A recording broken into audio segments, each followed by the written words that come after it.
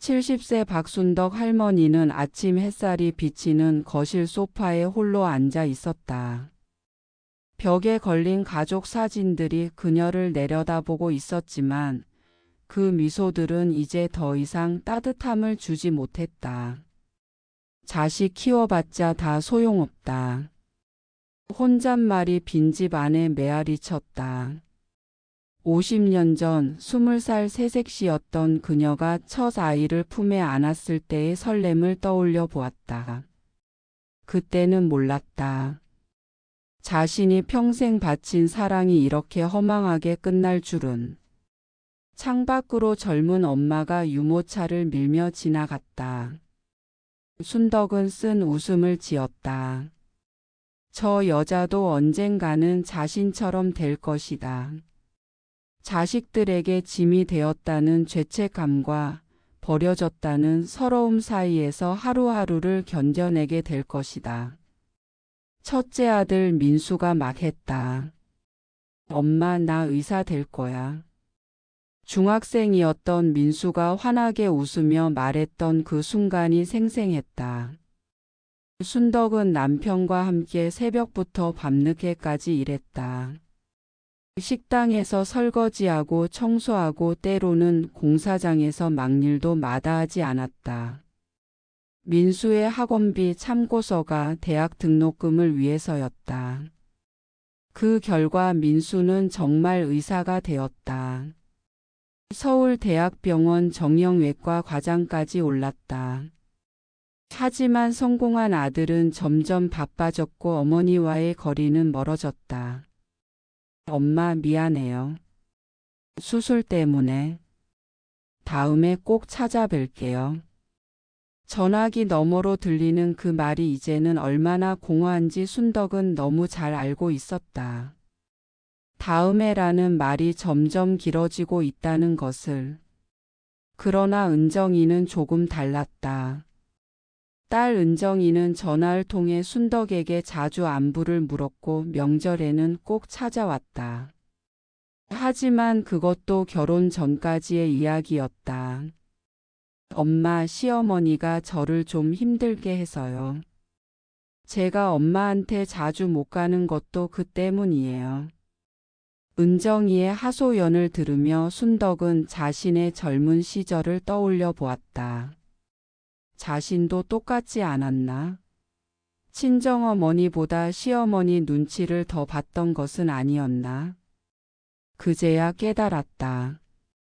자식들에게는 자신만의 삶이 있고 그 삶에서 부모는 점점 작은 존재가 될 수밖에 없다는 것을. 막내 준호만이 그나마 자주 연락했다. 하지만 그 연락은 대부분 돈이 필요할 때였다. 엄마, 사업이 좀 어려워서. 조금만 도와주시면 안 될까요? 순덕은 평생 모은 적금을 깨고 작은 전셋집까지 팔아서 준호를 도와줬다. 하지만 사업은 결국 실패했고 준호는 그 뒤로 연락이 뜸해졌다. 어쩌다 술 먹고 전화를 해서는 엄마 미안합니다. 하고는 몇 마디 말도 안 하고 끊어버리곤 했다. 미안하다는 말만 들으면 뭐해. 돈은 안 갚으면서. 남편이 세상을 떠난 지도 이제 5년이 되어 간다. 장례식 때는 그래도 자식들이 모였었다. 하지만 49제가 끝나자마자 다들 자신들의 일상으로 돌아갔다. 순덕은 작은 원룸으로 이사했다. 큰 집은 혼자 살기에 너무 쓸쓸했고 관리비도 부담스러웠다. 자식들은 그 결정에 대해 별다른 반대를 하지 않았다. 오히려 안도하는 것 같았다. 엄마가 작은 집으로 가시는 게 나을 것 같아요. 관리도 편하시고. 그들의 말은 맞았다. 하지만 순덕이 원한 건 편리함이 아니라 따뜻함이었다. 같은 동네에 사는 김영자 할머니는 순덕과 비슷한 처지였다.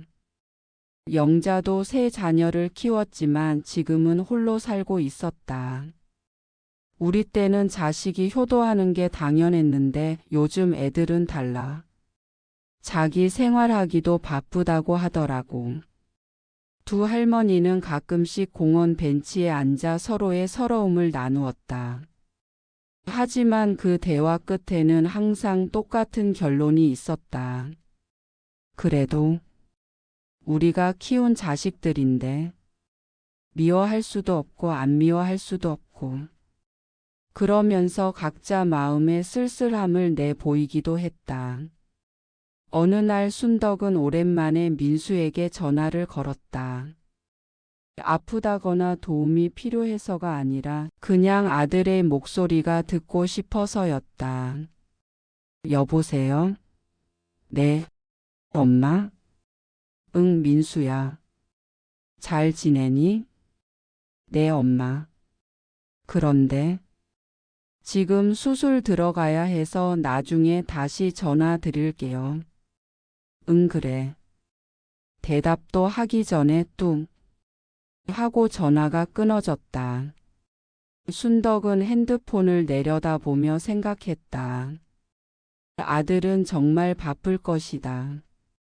환자들이 그를 기다리고 있을 것이다. 하지만 언젠가부터 어머니보다 환자가 더 중요해진 것 같았다. 그날 밤 순덕은 오래된 일기장을 꺼내 읽어보았다. 자식들이 어렸을 때 써놓은 일기들이었다. 민수가 첫 걸음마를 했다. 너무 기뻐서 남편에게 전화했다. 은정이가 엄마 사랑해라고 말했다. 세상을 다 가진 기분이다. 준호가 열이 나서 밤새 간병했다. 얼마나 걱정이 됐던지 그날은 꼬박 밤을 새웠다. 그러나 아이가 열이 내리고 나니 힘들었지만 감사했다. 그때의 그 시절이 정말 행복했다. 자식들이 전부였고 그들을 위해 모든 것을 바치는 것이 당연했다. 순덕은 생각해 보았다. 만약 다시 젊어진다면 같은 선택을 할 것인가? 자식들만을 위해 살지 말고 자신을 위한 시간도 가졌을 것인가? 취미생활도 하고 친구들과의 관계도 더 소중히 여겼을 것인가? 하지만 그것은 불가능한 가정이었다. 그 시절에는 그럴 여유가 없었다. 하루하루 살기 바빴고 자식들의 미래가 더 중요했다. 그래도 후회는 안 해. 순덕은 중얼거렸다. 비록 지금은 외롭지만 자식들을 키운 그 시간들이 무의미했던 것은 아니다. 그들이 건강하게 자라서 각자의 자리에서 살아가고 있는 것만으로도 충분하다고 생각하려 했다. 70세 생일을 혼자 보낸 후 순덕은 결심했다. 더 이상 자식들을 원망하며 살지 않기로. 동네 복지관에 나가기 시작했다. 거기에는 자신과 비슷한 처지의 할머니, 할아버지들이 많았다. 서로의 이야기를 들어주고 함께 웃고 때로는 함께 울었다. 우리도 이제 우리만의 인생을 살아야 해. 영자 할머니가 말했다. 순덕도 고개를 끄덕였다. 자식들에게 의존하지 않는 삶. 그들의 관심을 기다리지 않는 삶. 그것이 진정한 독립이라는 것을 이제야 깨달았다. 순덕은 밤에 잠이 안 올 땐 각자의 자식들에게 편지를 썼다. 원망의 편지가 아니라 이해의 편지였다. 큰아들 민수에게. 아들아, 너는 훌륭한 의사가 되었다. 엄마가 너를 키우면서 꿈꾸던 그 모습 그대로다. 이제 엄마는 너의 바쁜 일상을 이해한다. 환자들이 너를 더 필요로 한다는 것도. 그러니 미안해하지 마라. 엄마는 괜찮다. 내 딸 은정에게. 딸아, 너도 이제 누군가의 며느리이고 엄마가 되었구나. 예전에 엄마처럼 가족을 위해 힘쓰고 있을 것이다. 친정어머니를 자주 못 봐도 괜찮다. 내 가정이 더 중요하다. 엄마도 그랬거든. 엄마 걱정 말고 엄마가 그랬듯이 너도 아이들 잘 키워라. 늘 아픈 손가락 같은 내 아들 준호에게. 막내야, 사업 실패로 많이 힘들었지? 엄마에게 미안해 하지 마라. 부모란 자식이 넘어졌을 때 일으켜 세워주는 게 당연한 거야. 다시 일어설 수 있을 거라 믿는다. 언제나 항상 그래도 사랑이었다. 순덕은 이제 안다. 자식을 키운다는 것은 결국 그들을 세상으로 내보내는 것이라는 것을. 그들이 부모 없이도 살아갈 수 있도록 키우는 것이라는 것을. 자식 키워봤자 소용없다는 말은 반은 맞고 반은 틀렸다. 당장의 효도나 보답을 기대한다면 실망할 수도 있다. 하지만 그들이 건강하게 자라서 각자의 삶을 살아가는 모습을 보는 것만으로도 충분히 의미가 있다. 순덕은 창밖을 내다보며 미소 지었다.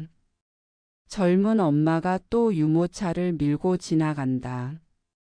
이번에는 안쓰러운 눈빛이 아니라 따뜻한 시선으로 바라보았다. 힘들겠지만 그래도 행복할 거야. 그 시간들이 다 추억이 될 테니까. 가을 햇살이 할머니의 주름진 얼굴을 따스하게 비추었다. 외롭지만 원망하지 않는다. 가끔은 서운도 하지만 미워하지 않는다. 그것이 70년을 살아온 한 여자이자 엄마가 찾은 평화였다. 자식들아, 엄마는 괜찮다. 너희들도 행복하거라. 이 이야기가 누군가의 마음에도 닿았으면 좋겠습니다. 나도 이런 경험 있다라고 공감되는 분이 있다면 좋아요 버튼 한번 눌러주시고요. 이 영상이 할머니, 어머니, 부모 세대 누군가에게 위로가 되길 바라며 공유해 주세요. 여러분의 마음이 고요해지면 삶의 바람이 조금은 세차게 불어도 흔들리지 않게 됩니다. 저는 오늘 이 말 한마디 남기며 글을 마치겠습니다. 감사합니다.